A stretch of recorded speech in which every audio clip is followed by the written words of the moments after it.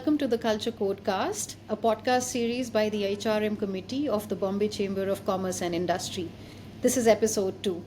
In each episode, we explore the themes shaping the future of work and culture in India through conversations with leaders who have authored our thought leadership booklets. Today's episode is titled Building a Destination Workplace and is based on the booklet authored by Aryaman Dhawan.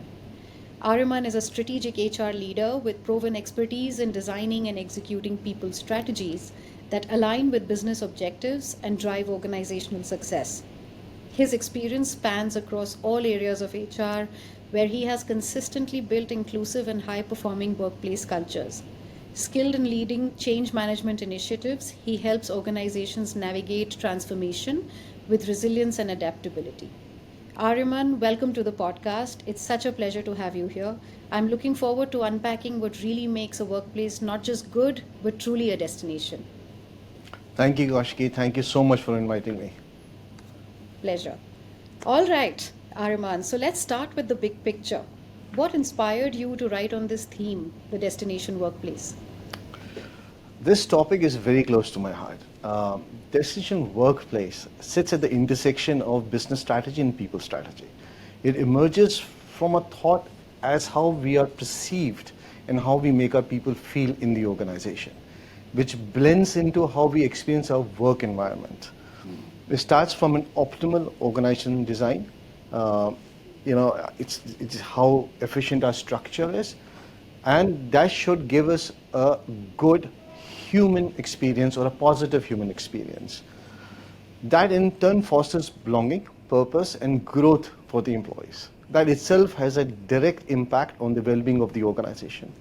In today's dynamic setting, the organizations that invest in becoming true destination workplace will not only become industry pioneers, but will also attract and retain the best talent. And in turn will also unlock the full potential of their workforce. So that was the whole idea behind it. Thank you so much, Aryaman.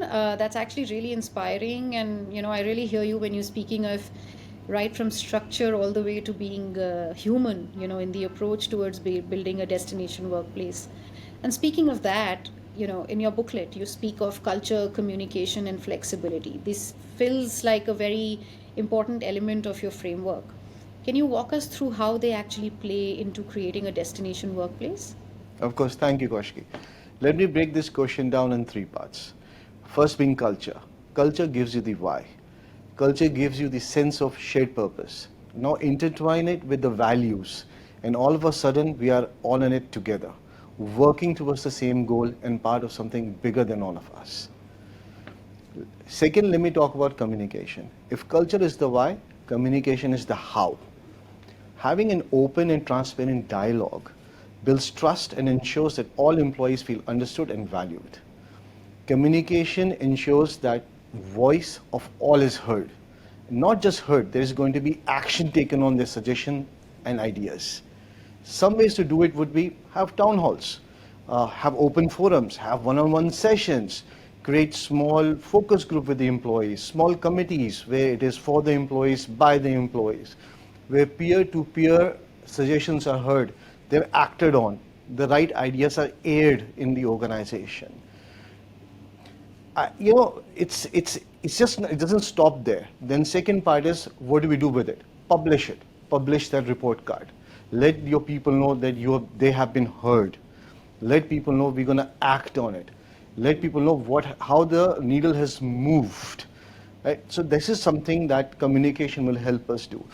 If we just start with this simple exercise, you will soon realize that this idea has taken a fabulous shape of its own, and now is pushing the organization towards destination workplace. Kaushiki, let's not forget the third part of the question. Third part being flexibility. If culture is why, communication is how, then flexibility is what. Flexibility comes from respect for each other. True flexibility accounts for understanding employee aspirations. This means investment in skill enhancement, giving employees the space to explore new areas of work, pursuing stretch assignments, or adapt to new roles as their ambitions evolve. When organization offers flexibility in career and life, it signals trust in employees. All this can be achieved through tangible actions. And what I mean by tangible action is that we are hands-on with our employees, that we have a process improvement approach. We help them with practical steps that are clear and measurable. We provide the realizable tools that result in desired outcomes, which gives our employees visibility and recognition. We proactively seek feedback on how to get better in what we do. We listen. This way, we create harmony of goals that propel the organization forward, which ensures overall workforce development. We must be loud as an organization that we respect all our employees as individuals and as collectively as a group. Wow, Aryaman, you really packed in a lot of powerful keywords in that answer. And I want to take this moment to actually plug in your booklet to the audience. Building a Destination Workplace is based on the booklet authored by Aryaman Dhawan, and it will be available on the Bombay Chamber's website and the LinkedIn page. Do check it out after this episode. Thank you so much, Aryaman, for answering those questions. Moving on to the next. So, leadership listening and feedback culture. Two things we often say are important, but not always do. How do they show up in this context, Aryaman, and why are they so powerful? Leadership listening and strong feedback culture are the core of Destination Workplace. When managers, leaders, or anyone in the position of authority listens and responds, all involved feel valued. This results in loyalty towards each other, builds trust towards each other, and the organization they're working for. Feedback is just not for safekeeping. We must acknowledge and act on it. We must publish management report card of action initiatives taken based on feedback and in which actually we receive from our employees. Right? It will keep things interesting and transparent. Now let's flip the word feedback. I'm not too fond of the word feedback because it's a very backward looking word, right? It's almost like we're glorifying past mistakes rather than being future ready or helping us to do better in future.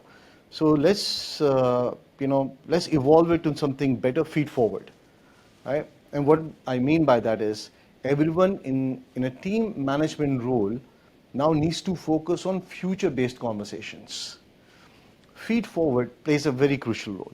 Unlike traditional feedback mechanism which focuses on the past performance, feed forward is future-oriented and it gives you real-time suggestions to improve performance moving forward. It focuses on what can be done better in future than, like I said, rather than dwelling in the past. With this approach, employees feel valued, respected, heard and understood. They also understand that we are one as an organization and like I love this phrase and I keep on coming back to it all the time, we are all in it together. Wow, such an interesting concept from feedback to feed forward, really bringing futuristic ideas, future forward thinking, talent, really talking about the future in mind and with all in it together. I really like that, Ariman. Thank you. So let's make this practical finally, Ariman. If you were advising a smaller company with limited resources, what's one initiative they could start today that would put them on that path towards becoming a destination workplace? Thank you, Kaushiki. That's a great question. For me, it's a direct call to action. I would re-emphasize on the listening part. Really listen well to your employees. Give employees a forum to express, give them a safe space to openly voice ideas, create a feeling of we are in it together and we are working towards the same goal. Small initiatives go a long way. We were talking about town halls, one-on-one sessions, creating small forums within the organization, small committees within the organization. As an employee, I want to be seen and I want to be heard.